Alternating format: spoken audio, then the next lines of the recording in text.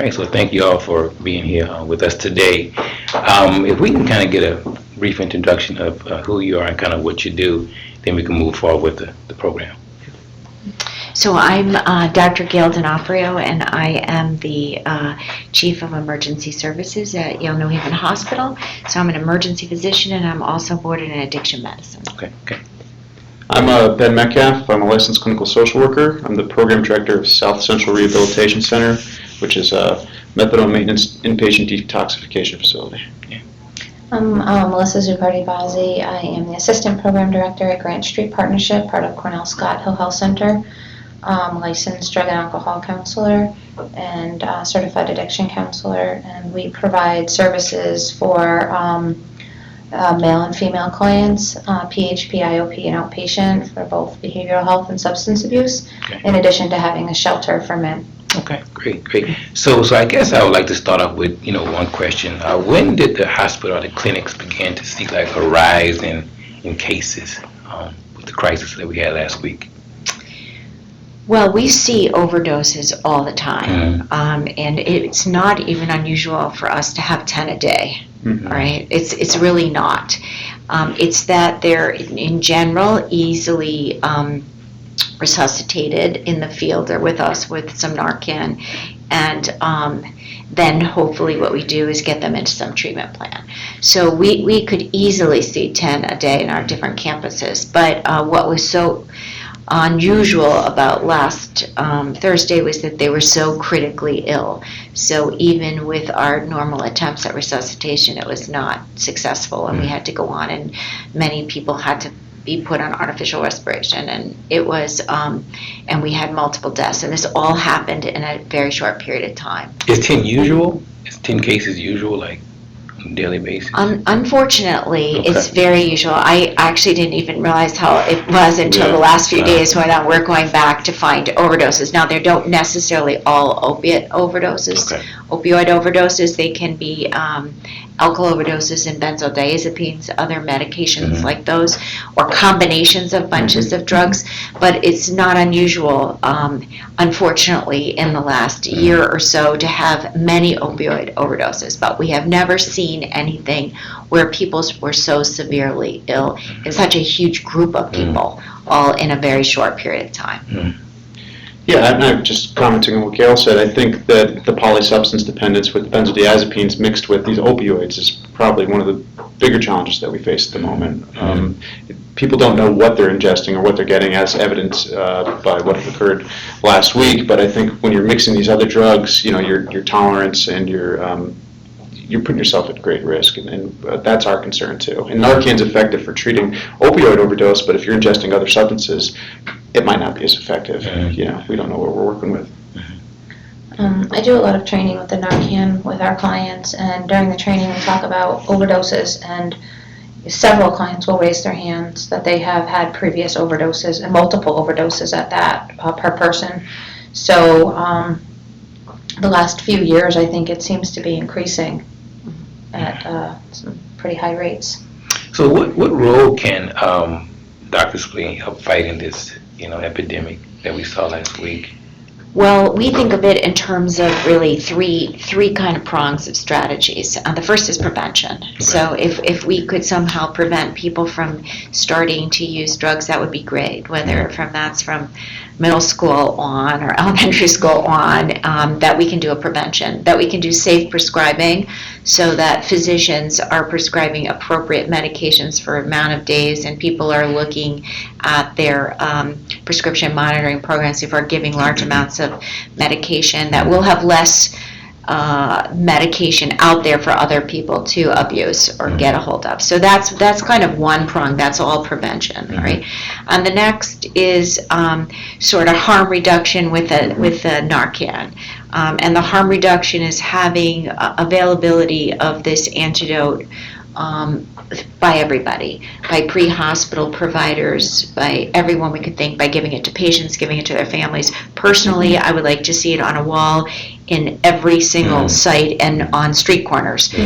Just like you might see automatic defibrillators in places where large groups are populated, I would like to see them on the wall. On every Dunkin' Donuts and Starbucks and any place downtown that, used to have yellow boxes to call the police, right there, have some Narcan available. So that's the second thing, is that harm reduction.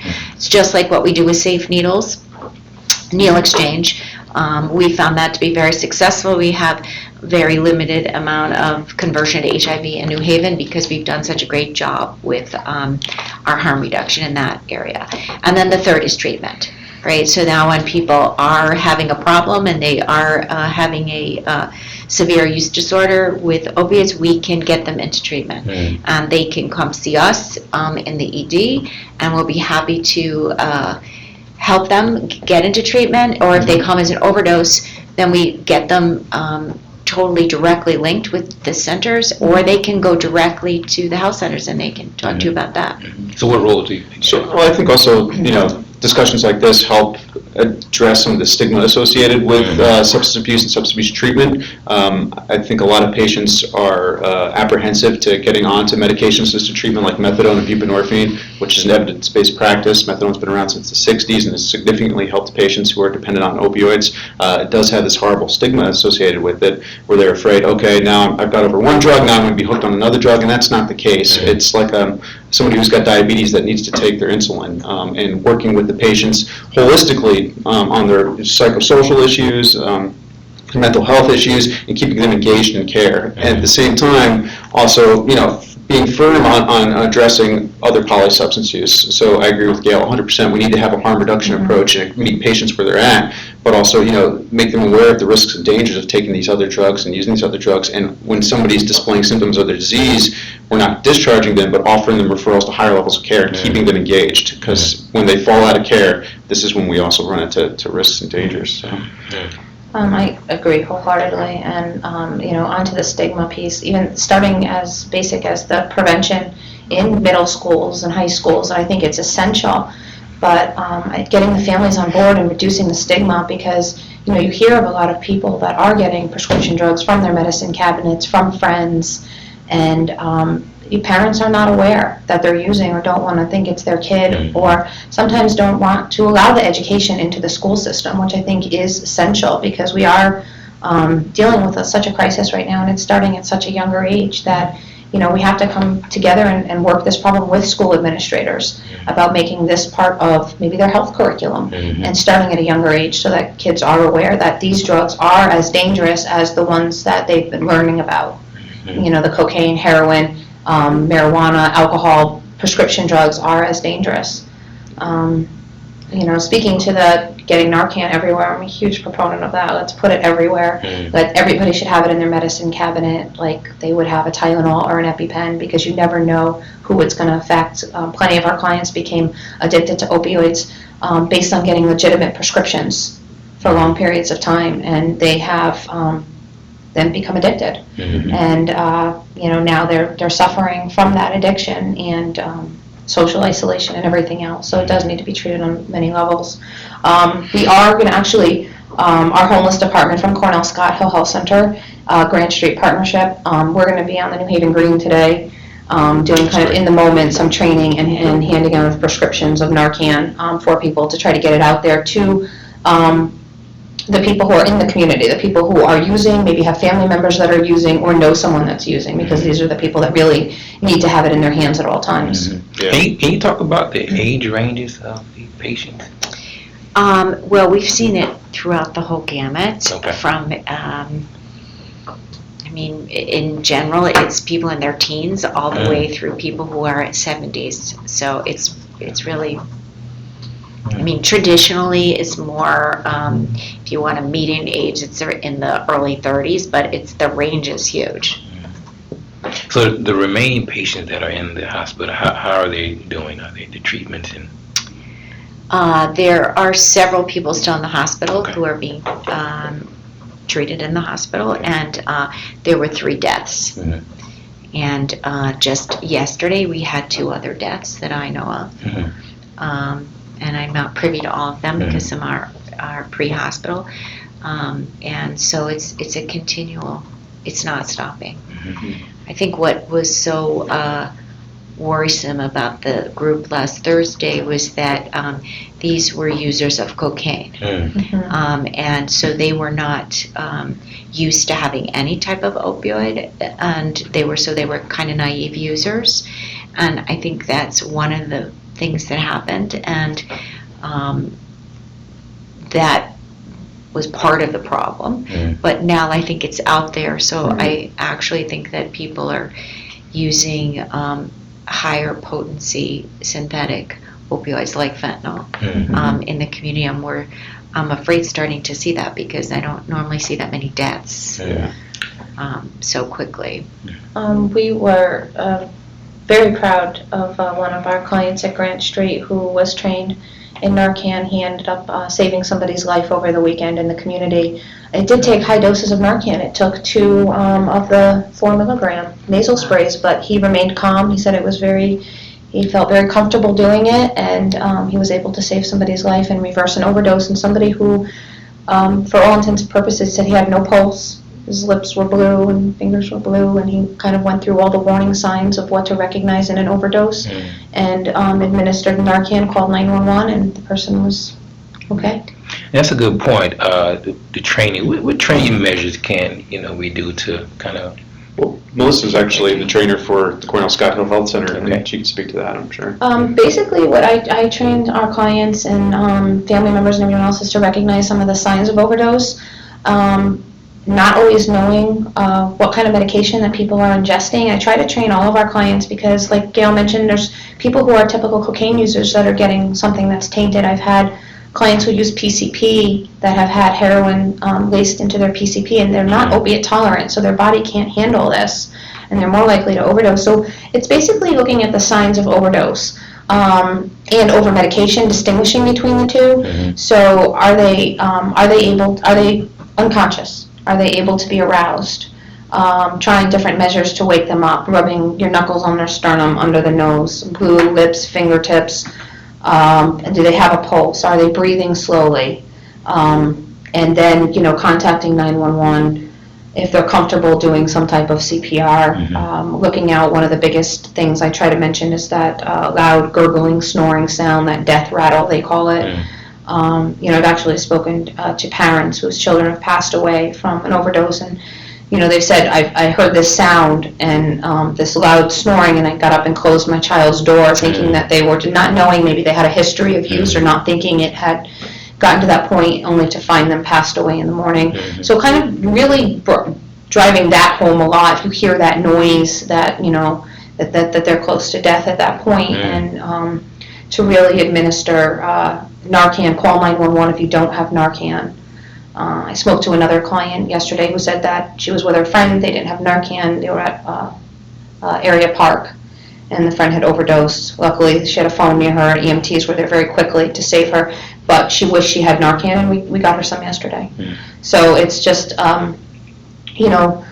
looking out for some of these warning signs and acting quickly, and then feeling comfortable enough to be able to do this as well. And I'm sorry, no fear in calling 911. So I really stress, I stress so much the importance of calling 911, and that we do have the Good Samaritan law that protects them from arrest if they are in possession of drugs or paraphernalia. Because a lot of people get very scared when somebody overdoses, and they may leave them and leave the scene, or they may leave them on the front lawn, or some other types of things I've heard happen. But I really try to stress that point that they will not be held accountable for possession or of paraphernalia or drugs. To piggyback off of that too, I think from a harm reduction perspective, patients or people who are actually using, they should be aware that when they're using, don't just go out and start using, 2 bundles right away. Don't, test the drug before you're actually going to use it. See what's going to happen to you before you go ahead and do that. And I know that's a difficult thing to do, but that'll help save lives too. Instead of just injecting 10 bags of heroin, try one first. Or sniffing before injecting. Which sounds like a crazy message to get out there, but it's one way that we can help save lives. Well, given that point, Doctor, I don't mean to be too graphic, but can you tell us what happens to a human being when they have this kind of an overdose? What is the physiological Sure. nature of it? So what happens is that they stop breathing, all right? And if you stop breathing, it's a respiratory arrest to begin with, and then your body doesn't get enough oxygen, it turns blue, you say, and you're not breathing effectively, so you have that kind of snoring signal that your body's not getting enough oxygen, and then eventually your heart will stop.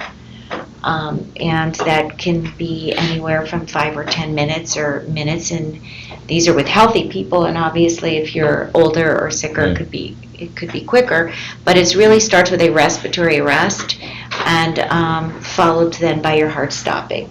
And so we'll see people like we did on Thursday in full cardiac arrest, and then sometimes we find people when we're lucky that are just not breathing and blue, as we've described, and non-arousable. And then if we give them some Narcan, generally it's remarkable how they wake up. Some of these other drugs like fentanyl, the synthetics, take a lot. They're very potent, so they take a lot of Narcan. So it's not unusual that it could take 3 amps of Narcan to revive them. There's no negative thing about giving Narcan. If someone were sleeping and they're a user of opiates and you gave it to them, you would put them in withdrawal, but you would not kill them, all right? So we don't like to just give it to people who are not unresponsive. It's just like CPR. CPR has its risk. If you start pounding on someone's chest, you could break a bone and do a bunch of things. So you want to make sure they're really unresponsive before you start CPR. This is the whole thing. They have to be unresponsive and not breathing, and then you administer the Narcan. But if you did it and they weren't, you will not kill them. You will just put them in withdrawal if they are opiate users. So the Narcan immediate, so when you give them... Absolutely immediate. Immediately. One of the other important things I stress to the clients, again with the calling 911, the Narcan can wear off in 20 to 90 minutes depending on what they have in their system and how strong the opiate is. So I always say call 911, get them evaluated, because if they're on a longer acting opiate, then they may re-overdose. Or a lot of times they may not feel good when they're given the Narcan and they might want to go out and use again. So it's really good to get them some medical attention. It was reported that the original cases started in the Newhallville-Dixville area community. Can you give us an idea of what folks are saying in those communities, maybe? Have you heard anything from folks? I didn't hear much about what they were saying in that community. I know I have several clients from that community, but they haven't been mentioning much about this, except for what's on the news and that they're you know. Yeah. I think the concern too is somebody who's addicted to opiates, when they hear that there's really potent heroin out there, someone will actually go out to seek that, to try to get that really good high, and that's a concern. So, we use this opportunity to try to educate our patients and let them know of the dangers and the risks associated with, opioid use, and encourage them, this is why you should be in treatment and receive care and things like that. But yeah, that's one of the scariest parts of it. And I think people also don't realize that they're at higher risk of overdosing when they've had any period of abstinence.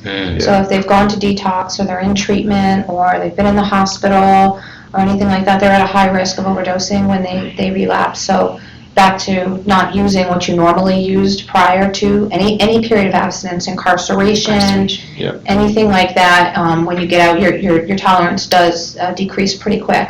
So use definitely, if you're going to use a small amount. Test it first. Ideally, access to treatment is really important. So if you feel like people feel like they're struggling, there's 211 gives out information. Cornell Scott Health Center provides a lot. Emergency rooms, if they're there, provide referrals to treatment. Yeah. You want to comment on anything?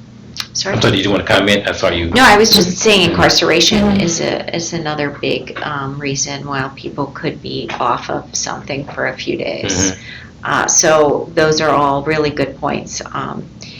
And we just need to get it out there to the community of users that this is different than anything else. And addiction does different things to your brain, and it rewires it so that their judgment is impaired. And you'd say, well, you're telling them this, why would they do it? Well, that's because all they're going to do is try to get their next high. That's how they're wired. That's what addiction does to us.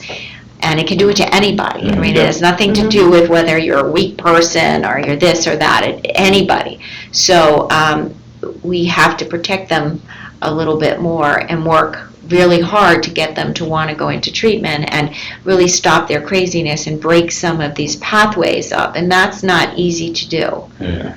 I often tell patients, there's an AA saying, if you walk 100 yards in the forest, you got to walk 100 yards to get back out. So if you've been using heroin for, several years, to come into a detox for 5 days just to try to stop, we're not going to cure your problem in 5 days. You need to get involved in a medication-assisted treatment like buprenorphine or methadone and engage in mental health care and maybe go to a program like Grant Street Partnership. And SCRC and Grant Street have been working collaboratively with Yale for years. And, we have 24/7 services and just making sure that clients stay engaged and are aware of all the services and resources that are out there in the community too. Because it's not something that's it's not even cured. It's recovery. It's a process. And, sometimes medications are needed to assist people in that process. So what would have happened if the first responders didn't have enough Narcan or they weren't properly trained in this? Then they would have died. Because you only have a few minutes and that's it. So if people don't have oxygen, they will die within minutes afterwards. So, or they'll have brain damage. So we need to do that quickly. So they're very well prepared. This was a little challenging because it required so much Narcan, so they were running out. But they came to the hospital. We readily gave them our supplies, and then we kind of beefed up for the weekend. And from now on, we have now many more than we anticipated ever having to use, so we're well prepared. And the EMS trucks had gone to both Hartford and Bridgeport, and were able to get supplies quickly. So did this event reveal kind of any holes in the hospital where the hospital could have done better, or did you? I actually think we did, we being everyone from pre-hospital on, an incredible job, because they did have everybody there. Remember, there's fire, there's police, and there's EMS. So they have 3 systems of people who were readily available to find all these people. And then the city was able to put out an alert very quickly. And the doctors from the emergency department actually did talk to the health department and went out quickly when they started seeing all this coming in that was so severe. So everything seemed to work. We always can improve, so the fact that we're going to keep more Narcan on board on everywhere, but they didn't run out. They had enough for what they needed at that point.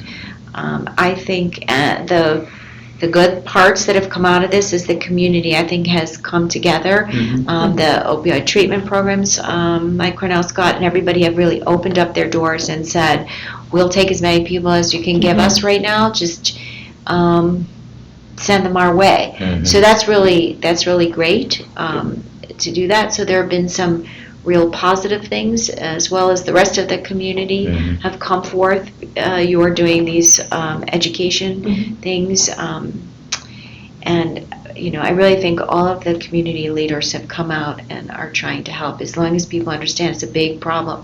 But it is a chronic disease. It's not going to get over with a short stay at SRC. It's not going to, people that have lots of money, they send people to these $35,000, give me your credit card places. I'm not saying they're bad.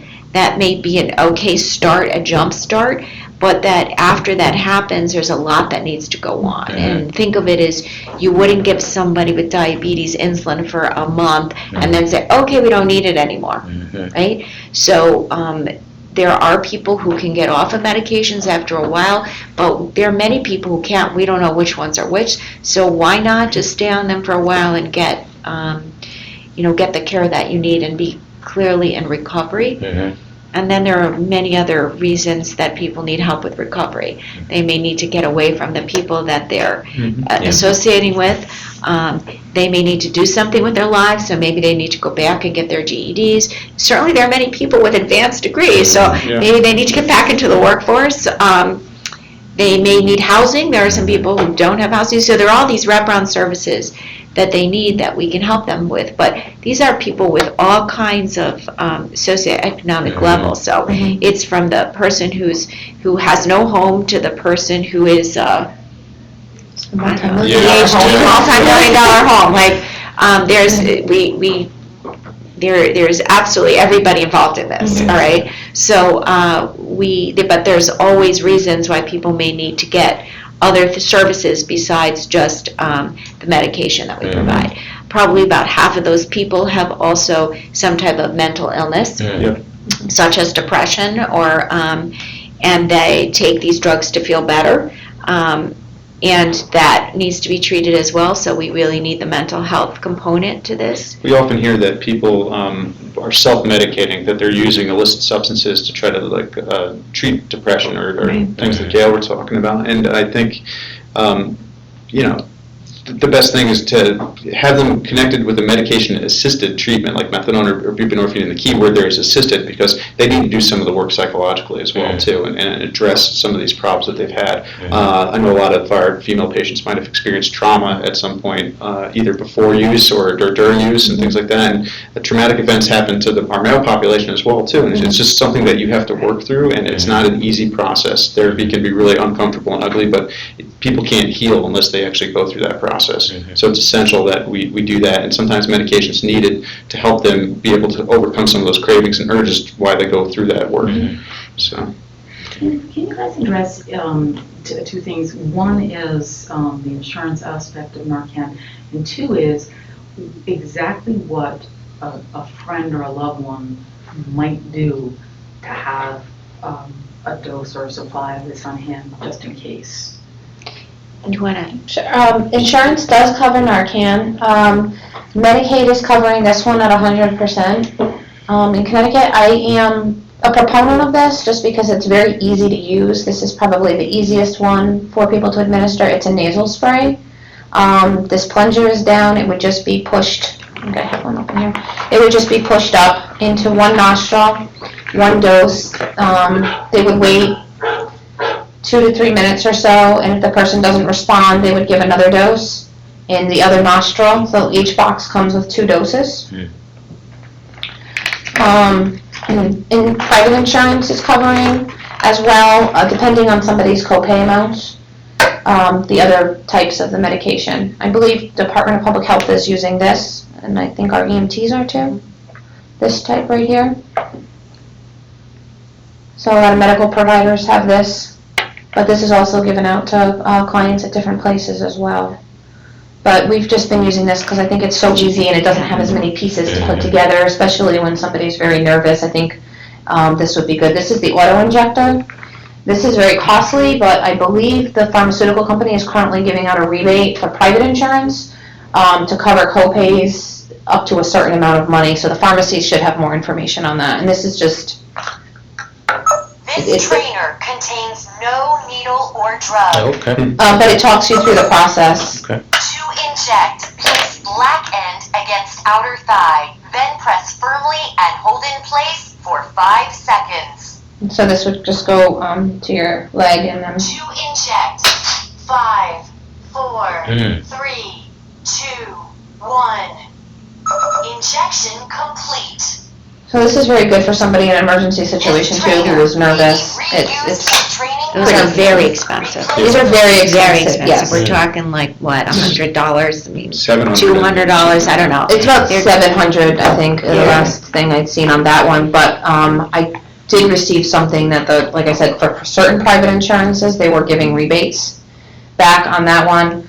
But like I said, this one is the one that we typically prescribe for our clients. And it's just as effective as the... Oh, yeah, they're all, yeah, just... So that is what, about $35, I think, Yep. this one.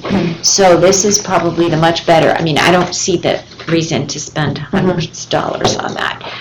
But this is just as good as anything, and it's about $35, I think. I think so. The others are, we didn't have this, and so we have these makeshift things where we put atomizers on top of injections. So this like goes, right, it screws into the top here, and then you have to take off all these pieces. So this can be somebody who's, again, an emergency situation. I mean, first responders are pretty, They know how to do it. they know how to do it. Anyone else would kind of be fumbling and dropping, and this goes in here. We educate that. patients too, that if they're going to use, and if they're going to use by themselves, to preload a Narcan, atomizer or a syringe and put it next to them in the event that they are overdosing. If somebody finds them, they can revive them. But And the pharmacies in Connecticut have, the association has set up a protocol that the pharmacists can give out Narcan without prescriptions. The problem is that very few are doing it. So they have to, the pharmacist has to sign up and take some continuing education credits for it. And so there are some challenges to getting people to do it, and I do not believe that it's even started in any of our chain pharmacies like Walgreens and CVS. I did hear from a client yesterday, and I was under the same impression that you were, and they said that they did see a sign in a Walgreens, I believe, on Whaley Avenue. Okay. So I haven't confirmed that, but I did hear that from a client but yes, so far it's been only the smaller pharmacies that have been on board. But they are allowed to do it with the training. They have to get the training and the okay to do it, and then that would be a great thing that they can go in and get it. Yes. Because we do give out a lot of scripts, but I think they just get thrown away. Maybe someone's not ready right now to get it, but later they will be, or a family member. And again, we see the patient, we often don't see the family members. So the family member decides, I need one of these with just like this when you're doing some public service announcements, and they could go and ask their doctor to write them a script easily. We'll write as many scripts as you want. Absolutely. But this is probably the best option for them, the $35 option. Don't think you have to go buy the $100 option. This is just as good. Oh, yeah. And any patient at the Cornell Scott Hill Health Center or family member that wants Narcan scripts, they can contact us and we'll be giving them out as well. Connecticut allows third-party prescriptions, so you don't have to be a patient of the physician. EPRNs can prescribe, PAs can prescribe, anybody, dentists, anybody that can write a prescription can write a prescription for Narcan. And I agree with the scripts. We write out a lot of scripts, but I don't know if people are actually going to fill them. There is some stigma that I've heard feedback on that, either from family members of, what's my pharmacist going to think I'm filling Narcan? They're going to think I'm an addict, or even people not wanting it to go through their insurance. So, just normalizing this and the realization that so many people are struggling with this disease, that there should be no reason to fear getting Narcan. Everybody should have it, because you never know when you're going to encounter someone, and someone doesn't have to be an addict to overdose. People that are legitimately prescribed opioid drugs can accidentally take more than they're prescribed, or their prescription can be maybe a little higher than they anticipated, or they have a medical condition that can affect the way the drug reacts in their body. So it's not only people who are abusing drugs that Narcan can't help. But think back on that patient you were talking about earlier that saved that other patient's life, and it might have been resistant initially to get the Narcan script due to stigma, but he's a hero. I mean, he saved somebody's life, and just because he had the Narcan on hand. So there shouldn't be a stigma associated with it. It gives you an opportunity to save somebody else's life, and I think that's huge. Well, some of the feedback I hear from a lot of our clients is, I don't need this because I'm in recovery and I'm not around people that are using. And I said, of course you need it, because you never know when you might encounter somebody that is using, or when you might encounter someone who has overdosed. So just because you're not using or you're in recovery, that doesn't mean, I carry Narcan on me, because people overdose. They overdose in Dunkin' Donuts. They overdose in Starbucks. They overdose in Walmart. They overdose in grocery stores. They overdose on college campuses. So any one of us could be in any one of these places at any time and encounter somebody. Well, what are the signs when you find someone that's about to overdose, or where are they? Do they just fall out, or what are the signs? Are there any type of signs that? I think you mentioned them. They just become unconscious. Okay. Yeah, some people will, maybe fall down. Heavily sedated. They might fall over. Other people might just sit down and be sitting somewhere and fall asleep. It might look like they're sleeping. Okay. So I just think it matters on, I think the person over the weekend kind of just fell over, like from a sitting position and fell down. And being unresponsive, I think, is huge too. If somebody's nodding out, and then if you prod them and they kind of get awake, they might be high and might need Narcan, might not need Narcan. If they're not responsive, you're looking to use the Narcan. Okay. And doctor, you talked about mental illness. Have you found that mental illness is the driving force behind the overdose? Yes and no. We Okay. find that about 50% of people, take drugs to feel better Okay. because they have an underlying problem of some kind, and then 50% of people take it just to feel good. Okay. Right? So, so it can go either way. Mhm. But what we really need to do, besides just getting them into the treatment for their substance use, is that we have to treat their underlying problem if they have one. Mhm. Because if that doesn't go away, then they're going to find another way Mhm. to hurt themselves. So it is important that we screen them both for depression and other mental illnesses as well as for the substance use, and make sure that we treat them together. Thank you. Thank you. We see a lot of trauma. Mhm. I know, definitely the depression and anxiety, but a lot of trauma, and even if they didn't have childhood trauma, just the substance use and the lifestyle that comes along with that has promoted trauma in a lot of people. Okay. Specifically women when they're using, or men who've been incarcerated, there's definitely trauma involved in all of that. Any question? Anything else? I was wondering, do you think that there's any kind of, and I don't want to politicize this obviously because it's a health issue, but is there any kind of policy that we should be thinking of as a society, not just the state of Connecticut, but just as fellow human beings, that we should pursue that we're not pursuing to help people? Well, the state, we are working several people are working with the state and all the different agencies within the state to come up with, for the governor, a strategic plan and how policy will help inform certain things, how we will inform it. It's very difficult with policy, so we have to be really careful that we get it straight. So, for example, we have the new CDC guidelines for prescribing.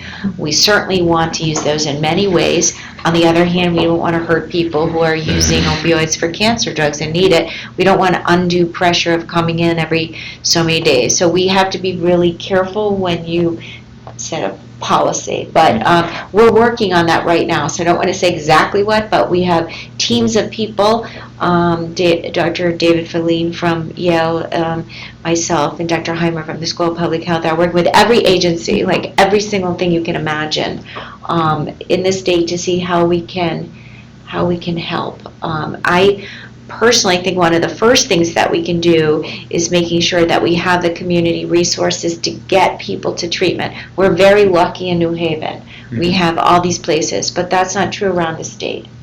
So my friends in other areas of the state are upset because they are seeing multiple patients come through the emergency department and yet they have nowhere to send them. So we're working on how can we get treatment centers throughout that.